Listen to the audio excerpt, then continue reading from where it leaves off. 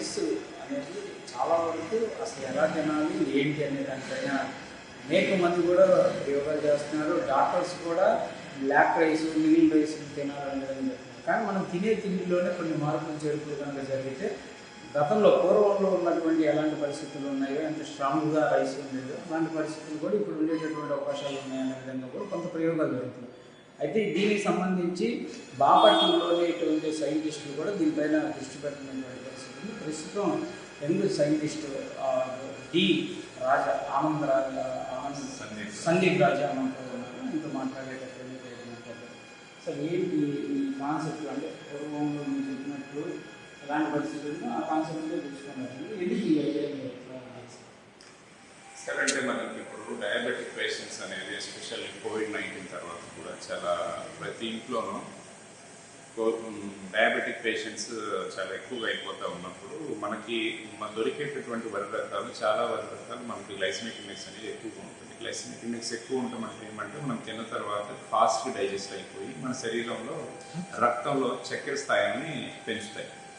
అలాగా glycemic index తక్కువ ఉండే వెరైటీలు తింటే అది డయాబెటిక్ పేషెంట్స్ కానీ లేదా డయాబెటిస్ లేకున్నా కూడా అంటే ఒబేస్ అవ్వకుండా ఉన్నాము, సన్నగా ఉన్నాము, మంచి మెటబాలిక్ రేట్ మెయింటైన్ చేద్దాం అనే దానికి ఉపయోగపడుతుంది.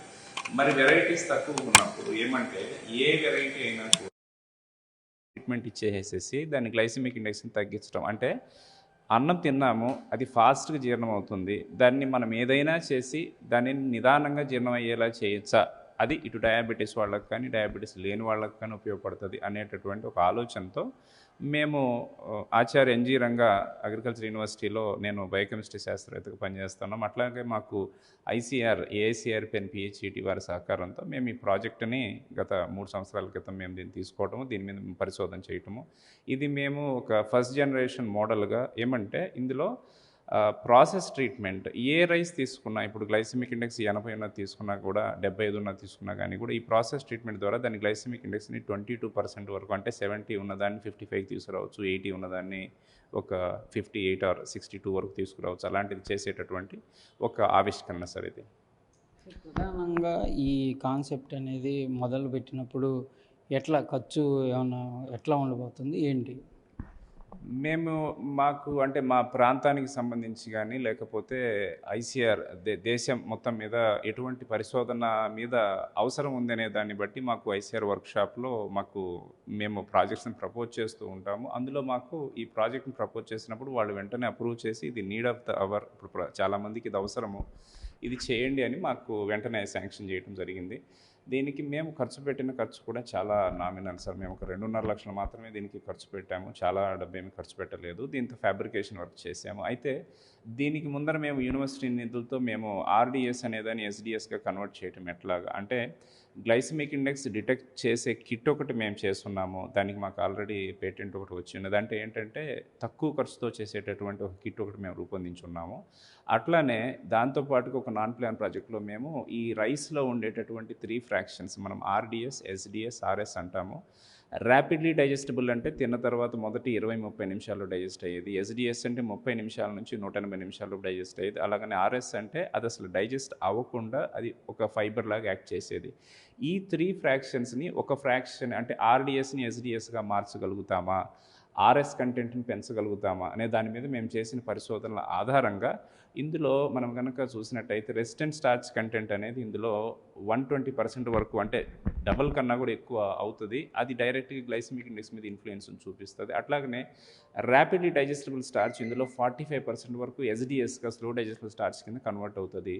మరొకటి ఇందులో పెట్టిన ఈ సొలనాయిడ్ వాల్ అండ్ ఈ గ్రూయల్ రిమూవల్ కాన్సెప్ట్లో ఏం జరుగుతుందంటే మనకి 16 to 90% స్టార్చ్ కూడా మనకి బయటకు కొంత వచ్చేసే ఇవన్నీ అన్నిటినీ కలుపుకొని మిళితంగా అంటే మనం కనుక చూసినట్టయితే ఇప్పుడు మీరు అన్నట్టుగా ఇప్పుడు పాత రోజుల్లో సద్దన్నం తింటే ఎక్కువసేపు పని చేయగలుగుతారు, లేకపోతే తొందరగా జీర్ణం కాదు అనేటటువంటి ఏదైతే ఒక ప్రూవ్డ్ కాన్సెప్ట్ ఉంటుందో అలాంటి ఒక కాన్సెప్ట్ని ఇది మోర్ సైంటిఫిక్గా ఇందులో ఒక artificial intelligence based algorithm develop చేసాము, అట్లానే ఐఓటీ పెట్టాము. ఇప్పుడు యూనిట్ని ఎక్కడి నుంచి అయినా కానీ ఆపరేట్ చేసేటటువంటి అవకాశం ఉంది. ఇది టచ్ స్క్రీన్ ప్యానెల్తో మనం ఇక్కడ ఆపరేట్ చేయొచ్చు, లేకపోతే త్రూ ఒక మొబైల్ యాప్ ద్వారా మనం ఎక్కడి నుంచి అయినా కానీ దీన్ని ఆపరేట్ చేయడానికి అవకాశం ఉంది. సో ఆర్డిఎస్ని కన్వర్ట్ చేసే దానిలో, ఆర్ఎస్ని తగ్గించడంలో, గురువులను రిమూవ్ చేయడంలో, ఈ మూడిటి మిళితంగా మనకి తీసుకున్నటువంటి రైస్ గ్లైసమిక్ ఇండెక్స్ అనేది తగ్గి నిదానంగా జీర్ణం అవటం అనేది ఇందులో ఉన్న కాన్సెప్ట్. అయితే ఇప్పుడు ఇందులో మనం కుక్ చేసే టైం మరి ఎక్కువగా ఉందని చెప్పినా, లేకపోతే ఇందులో కుక్ చేసిన రైస్ అంటే పెళుసుబారిపోయినట్టుగా ఉంటుంది లేదా గట్టిగా ఉంటుంది అంటే కూడా కన్జ్యూమర్ ప్రిఫరెన్స్ తీసుకుంటానికి అంత పెద్దగా ఆసక్తి చూపించరు.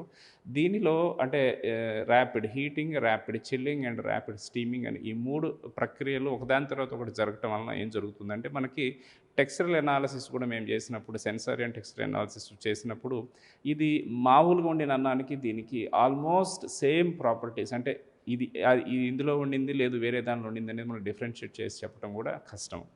అది దీని ప్రత్యేకత సార్.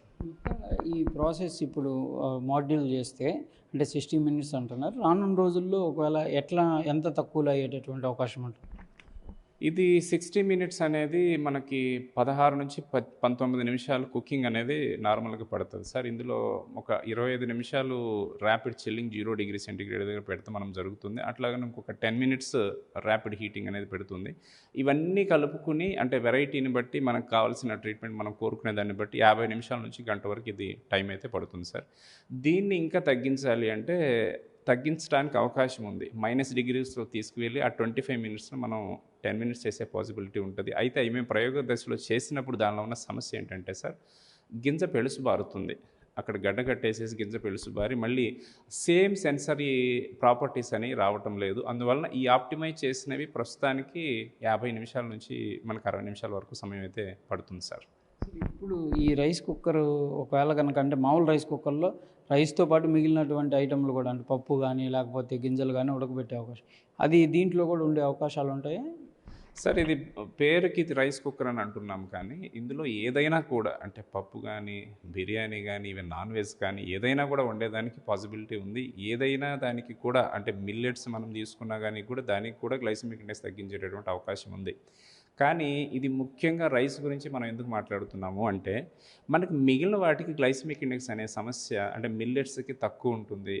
మనం నాన్ వెజ్ కానీ వేరేవి కానీ ఆయిల్ బేస్డ్ ప్రోడక్ట్స్ కానీ ప్రోటీన్ రిచ్ కాంపౌండ్స్ కానీ తీసుకున్నట్టయితే వాటికి అంత సమస్య లేదు.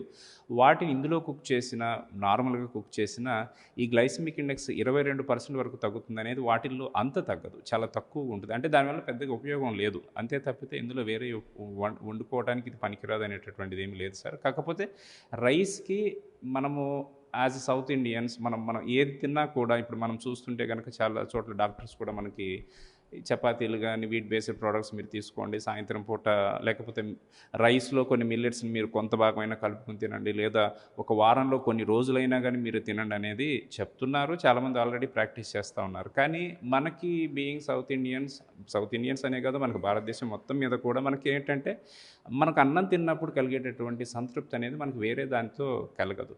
సో అన్నం ఎక్కువ తీసుకుంటే మనకు ఉండే సమస్య ఈ చక్కెర స్థాయిలు పెరగటం అనేది సమస్య. అందుకని ఈ సమస్య మనకు అన్నంతో వస్తుంది అనేటటువంటి ఉద్దేశంలో దాని గురించి అంటే రైస్ గురించి ఫోకస్ చేసి ఇది రైస్కి ఉపయోగపడుతుంది అనే రైస్ కుక్కర్ అని కింద చెప్పాము తప్పితే మిగిలిన వాటికి కూడా మనము ఉపయోగించుకోవచ్చు సార్. అంటే రైస్ ఈ షుగర్ లెవెల్స్ తక్కువ అవటం వల్ల ఆరోగ్య సమస్య అరుగుదలకు సంబంధించినవి ఏమన్నా కీరిపోయే అవకాశాలు కూడా ఉంటాయా సార్? సార్ ఇప్పుడు ఆరోగ్య సమస్యలు ఏమన్నా తగ్గిపోతాయా లేదా అంటే ఇక్కడ ప్రధానంగా ఒకటి టైప్ 1 ఆర్ టైప్ 2 డయాబెటీస్లో మనకి ప్యాంక్రియాస్లో ఇన్సులిన్ ప్రొడ్యూస్ అయ్యి కానీ ప్రొడ్యూస్ అవ్వకపోయి కానీ చక్కెర స్థాయిలు పెరగటం, దానికి నిదానంగా జీర్ణం అయ్యేటటువంటి ఆహారం మనం తీసుకుంటూ ఉపకరించడం అనేది మొదటిది. రెండవది ఏమంటే ఇప్పుడు నాకు దేవుడి డయాబెటీస్ లేదు సార్, అయినప్పటికీ కూడా ఇప్పుడు మనందరికీ ఇప్పటి రోజుల్లో ఉన్న ఒక ప్రధాన సమస్య ఏంటంటే, మనము ఎక్కువ క్యాలరీస్‌ని మనం బర్న్ చేయం. మనం తీసుకుంటున్నాం గానీ ఆహారం, మనకి పాత రోజుల్లో పోలిస్తే పంపు కొట్టడమో, లేకపోతే బావిలో నీళ్లు తోడటం అలాంటి శారీరక శ్రమ అనేది మనకి చాలా తగ్గిపోయింది. మనకి అగ్రికల్చర్‌లో కూడా మెకనైజేషన్ అనేది పూర్తిగా పెరిగిపోయింది. సో, ఈ క్యాలరీ ఇంటేక్ ఎక్కువ తీసుకుంటున్నాం, ఎక్కువ శ్రమ మనం చేయట్లేదు అనే దాంట్లో ఏమవుతుందంటే, అందరికీ ఒబెసిటీ, ఆ ఒబెసిటీ కనెక్టెడ్‌గా అనేక రకాల ప్రాబ్లమ్స్ వస్తున్నాయి. ఊబకాయం నుంచి అనేక రకాల ప్రాబ్లమ్స్ వస్తున్నాయి. సో, ఊబకాయానికి ఉన్నటువంటి సమస్య క్యాలరీ ఇంటేక్‌కి, అవుట్‌పుట్‌కి మధ్య వ్యత్యాసం ఉండటం అన్నమాట. అయితే ఎప్పుడైతే తక్కువ జీవి ఉండే ఆహార పదార్థాన్ని మనం తీసుకుంటామో వెంటనే మనకి తెలిసిపోతుంది. ఏంటంటే ఇప్పుడు మనం మధ్యాహ్నం 12:30కో, 2 గంటలకు మనం భోంచేస్తే గనక సాయంత్రం 4కి మళ్ళీ ఇంకోటి తినాలని అనిపిస్తదా? స్నాక్స్ కానీ ఏదైనా తినాలని అనిపిస్తదా? లేదు 7, 8 దాకా మనం ఉండగలుగుతాం అనేది అదే ఇక్కడ ఈ నిదానంగా జీర్ణం అయ్యే కాన్సెప్ట్ అదే సార్. సో, నిదానంగా జీర్ణం అవ్వటం లేదా తక్కువ జీవి ఉండే ఆహార పదార్థాలను మనం తీసుకోవడం అనే దానిలో ఇది ఒబెసిటీని రాకుండా కూడా తగ్గించటం వలన, అంటే ఊబకాయం రాకపోవటం వలన ఇది అనేక రుగ్మతల నుంచి మనల్ని కొంచెం దూరంగా పెట్టడానికి అవకాశం ఉంటుంది సార్. అంతేకాని ఇప్పుడు ఇందులో వండినటువంటి ఆహారం కనుక మనం తీసుకుంటే వేరే వేరే రుగ్మతలన్నీ తగ్గిపోతాయని చెప్తే మాత్రం అది అసత్యం అవుతుంది తప్పితే అది కరెక్ట్ కాదు సార్. ఇది పూర్తి స్థాయిలో వినియోగదారులకు ఎప్పుడు అందుబాటులో ఉంటుంది? ప్రైస్ వేరియేషన్స్కి సంబంధించి ఎట్లా ఉండబోతుంది?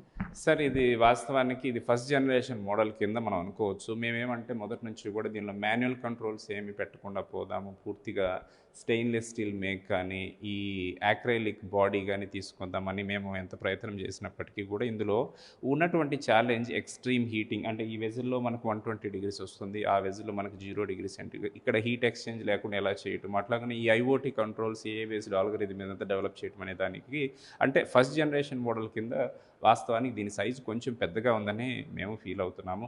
అయితే మేము మా యూనివర్సిటీ పెద్దల ద్వారా ఇప్పుడు కొన్ని ప్రైవేట్ కంపెనీస్ మమ్మల్ని కాంటాక్ట్ చేయడం జరిగింది.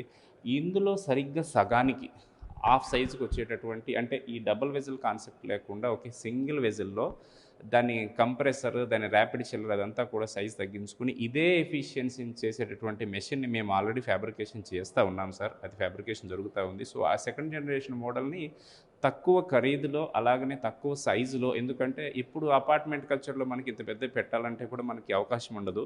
దీనిని మేబీ ఒక 2 నెలల్లో కానీ 3 నెలల్లో కానీ ఫ్యాబ్రికేషన్ చేసుకుని మా యూనివర్సిటీ ద్వారా ఒక కంపెనీతో ఎంఓయూ కుదుర్చుకుని ఖర్చు ఎంత, అంటే ఎంత ఖరీదులో వస్తుంది అనేది ఇప్పుడే చెప్పడానికి కష్టం సార్. అయితే rapid chiller, IoT, touch screen base controls వీటన్నిటిని ఉండటం వలన, అంటే ఎక్కడి నుంచి అయినా కానీ దీన్ని ఆపరేట్ చేసేటటువంటి వెసులుబాటు ఇవన్నీ ఉండటం వలన ఏంటి, దీనికి వాయిస్ కమాండ్స్ కూడా ఇవ్వచ్చు. దీనివల్ల ఏంటంటే దీని ఖర్చు అంటే సుమారుగా సార్ ఇప్పుడు నేను చెప్పడానికి లేదు, మేబీ ఒక 25,000 నుంచి 35,000 లోపు ఉంటుందేమో అని అనుకుంటున్నాం సార్. మీకు ఇందాక చూపించినట్టుగా ఇది చిన్న కాంపాక్ట్ యూనిట్ అయితే త్వరలోనే తీసుకొస్తాం సార్. ఆల్రెడీ మొదలు పెట్టాము ఆల్రెడీ. ఇది ప్రధానంగా కూడా ప్రస్తుతం ఉన్నటువంటి లైఫ్ టెక్నాలజీకి సంబంధించినటువంటి అంశంలో టెక్నాలజీని ఉపయోగించుకొని పాత తరానికి సంబంధించినటువంటి ఆరోగ్యకరమైనటువంటి ఫుడ్ని ఏ విధంగా మనం స్వీకరించటనే దానికి సంబంధించి సైంటిస్టులు పరిశోధన చేసి రైస్కి సంబంధించి, అంటే ప్రధానంగా రైస్ తినడం వల్ల డయాబెటీస్ రావటం ఇలాంటివి సాగుతున్నాయి అనే విధంగా ఉన్నాయి కాబట్టి ఆ డయాబెటీస్ని కంట్రోల్లోకి తీసుకొని తినడానికి, అంటే పూర్తి స్థాయిలో కంట్రోల్లోకి వచ్చేటటువంటి ప్రయత్నంలో భాగంగా ఈ మిషనరీ అందుబాటులోకి రాబోతుంది. దీనిని మరింత రూపుదిద్ది 2-3 నెలల్లో మరింతగా వినియోగదారులకు అందుబాటులోకి తెస్తామనే విధంగా కూడా సందీప్ రాజా సైంటిస్ట్ కూడా చెప్తున్నటువంటి పరిస్థితి ఉంది. కెమెరామెన్ మనోజ్తో సాయి శంకర్, బాపట్ల నుంచి.